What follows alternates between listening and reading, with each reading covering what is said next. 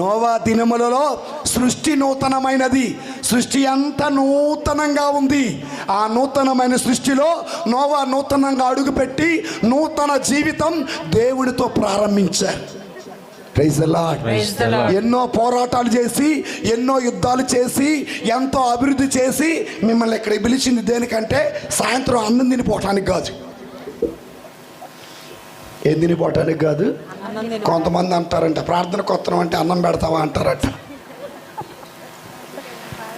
ఆయన ఎవరో ఒకరిని డోనర్లు పెట్టుకొని అన్నం పెడతాడు. దయచేసి దానికి రాగాకండి.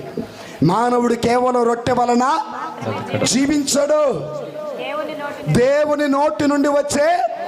నీవు పట్టుకొని వచ్చావే ఈ బైబిలు నీ జీవితంలో కొత్తదనం తీసుకొని రావాలా. సమరియా స్త్రీ జీవితంలో కొత్తదనాన్ని చూసాం. ఈ వ్యభిచారం